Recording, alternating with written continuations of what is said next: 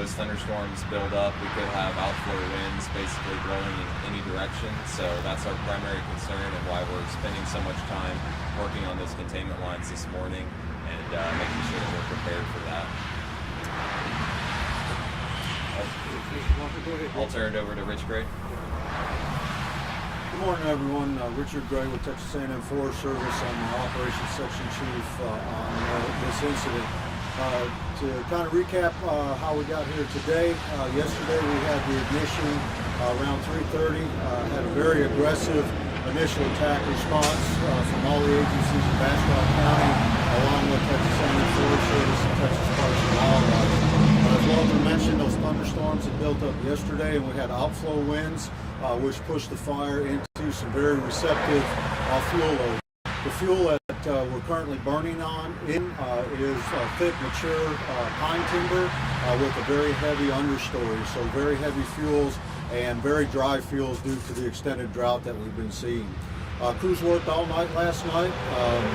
We've seen fire behavior stay very active till about 4 a.m. this morning, and then we did see a lull or reduction in that fire behavior. We do anticipate the fire behavior to pick up today as we get into the heat of the day and the clouds clear off.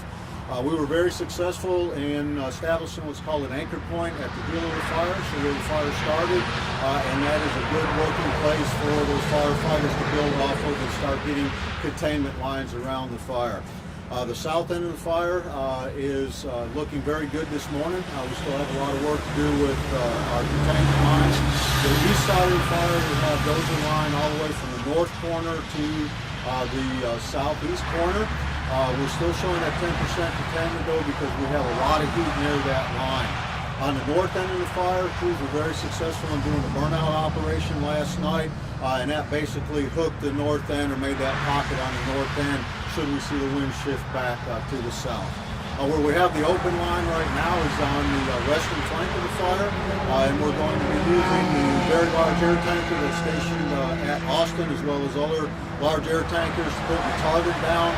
That slows the spread of the fire, and then we'll follow up with mechanized equipment and hand crews to establish that, establish the line. So things are going well. We do anticipate, growth in the smoke column today, some active fire behavior, but we have plenty of resources to address that today. So, thank you.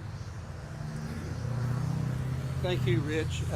I can't overstate how impressed I am with the professionalism of the men and women who are here to respond to this fire. And it's such a blessing to Bastrop County to have these great people who know what they're doing and who can execute a fire operation so efficiently. I wanted to introduce everybody who's here with us today. Gina Cronus is with the Smithville Chamber of Commerce, and Gina will be making some statements to our Spanish-speaking audience in just a little bit. And Chief Andre Rosales with the City of Bastrop Fire Department, he's going to be one of the Unified Command commanders today. Of course, you met Rich, and this is James Altgelt, our Emergency Management Coordinator for the County of Bastrop. Standing next to him is Commissioner Clara Beckett, Precinct 2 Commissioner for Bastrop County, and a veteran when it comes to fighting wildfires in this part of the county.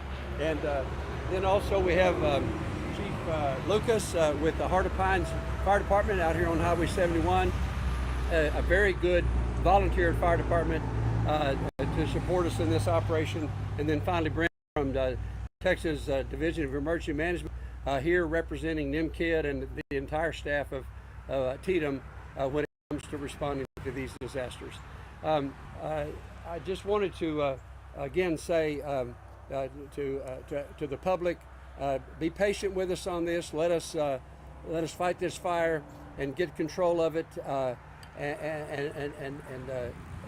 then it will be safe to return to your homes. These firefighters are doing everything they can to protect your property and your lives. And let's honor that by staying away until the event is over and we can get everybody back home safely.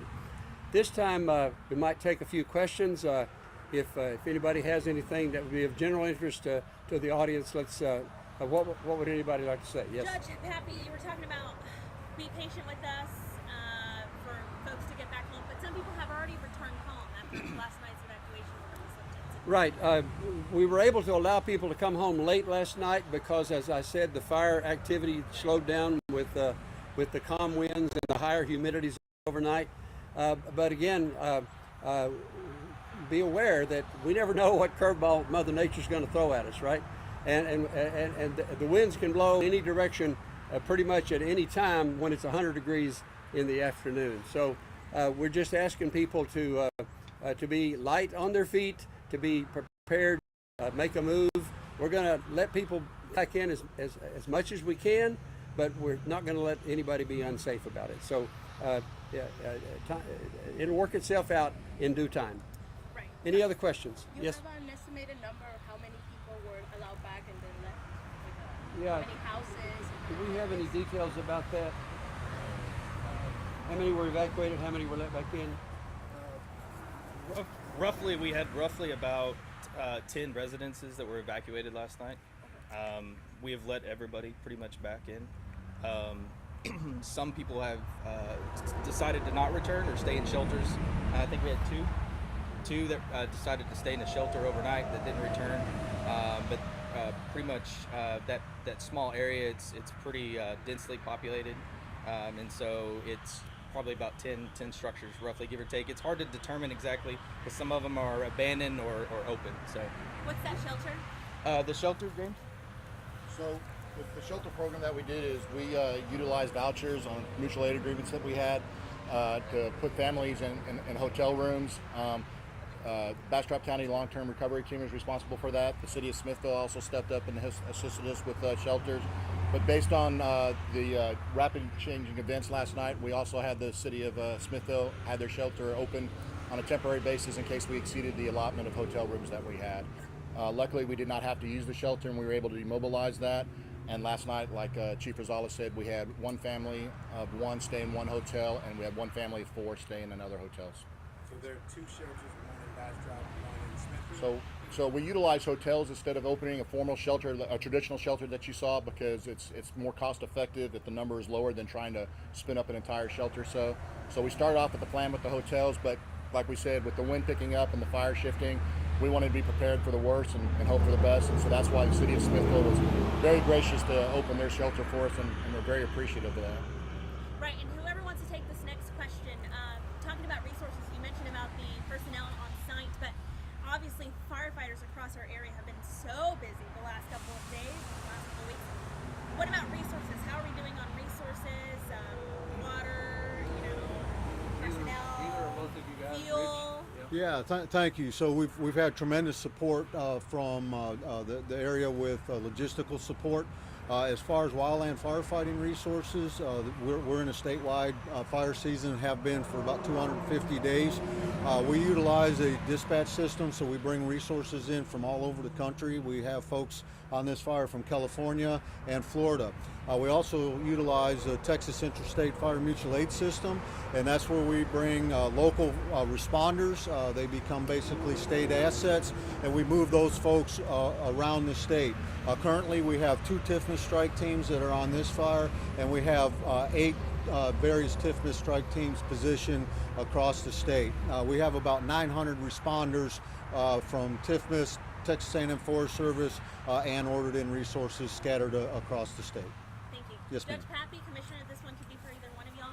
Speaking with neighbors, they tell me, they're thinking about 2011, 2015. What would you tell them? Whenever a fire pops up here, a lot of them, especially in this area. Yeah. Well, it's different. It might feel the same, but unlike 2011, that fire started right in the middle of a pretty dense neighborhood. Fortunately, this is kind of out in a very sparsely populated area of the county. There's folks near there, and to them it's just as bad, right? But I'm thankful for the state resources. Rich Gray, he's come to our rescue so many times before. But I feel really confident. This is a different situation, and there's a lot of resources here very, very quickly. We didn't see Black Hawks and big airplanes for weeks in 2011. We saw them the same day. So we've learned as a county, as a region, as a state, and I feel really good about where we are right now. Yeah, no, thank you Can you state your name just one more time? Clara Beckett, I'm the commissioner in this precinct. All right, no, thank you so much. Anybody else have any questions? Any area that we should be aware of or alert the public, like stay away from a certain area besides what you guys already said?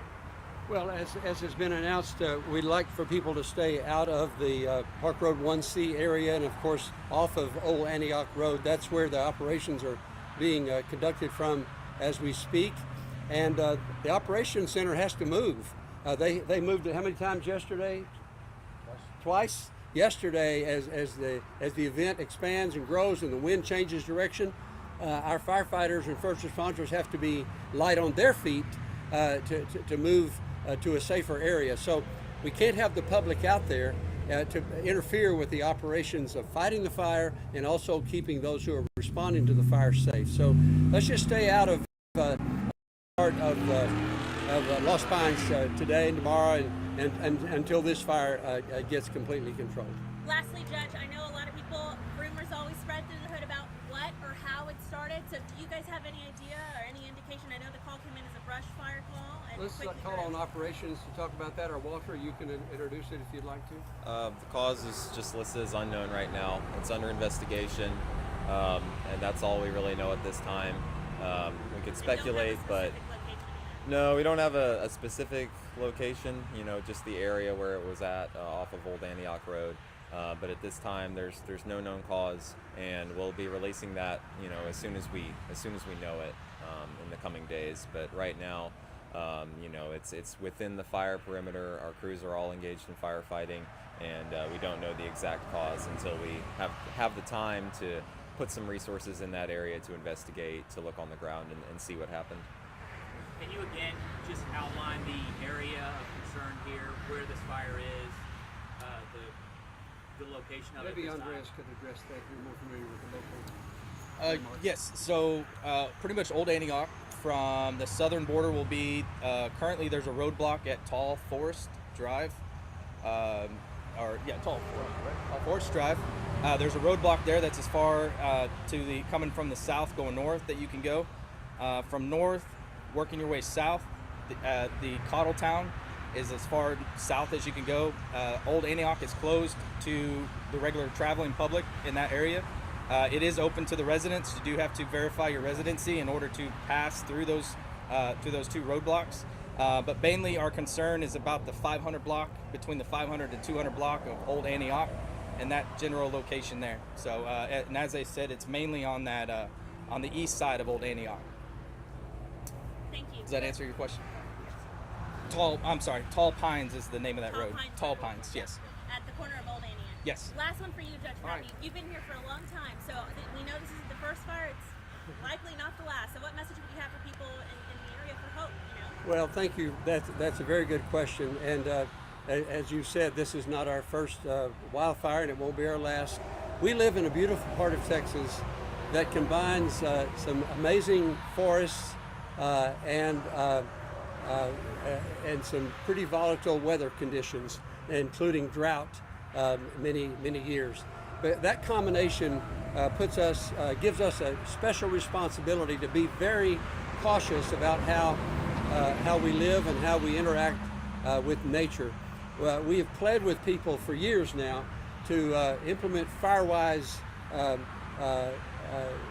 activity around their home. Cut the underbrush. We talked about, Mr. Gray talked about how dense the understory is in this part of the county. Cut that understory back 50 or 100 yards from your home, so that firefighters will have an opportunity to defend your property from loss to a wildfire. If you can reach out your window and pick leaves off of a yopon bush, you probably are in danger of a wildfire destroying your home. You just have to use good common sense in the way you live with nature. It's one thing to enjoy nature and enjoy the privacy that the forest offers us, but on the other hand, if that forest burns down, then all that privacy is gone. So let's use good sense in how we interact with this beautiful part of the world that we've been blessed to live in. thank you all for being here today. I appreciate your interest in this. Again, Ms. Cronus will talk, will do an interview in Spanish, but we're encouraging everyone to be watchful, to be patient, and working together, we'll get this fire under control. We'll get it put out, and then we'll be starting thinking about the next one. So be cautious out there, be safe, and take care of yourselves. And at last check, still no injuries and no damage. No injuries and no damage to improved property. So we're thankful for that. Thank you. All right, thanks a lot. Thank you, folks. Anyone wants to grab their mics before she starts talking? So let's interrupt the recording, please. Acérquense al mic. Ellos van a agarrar su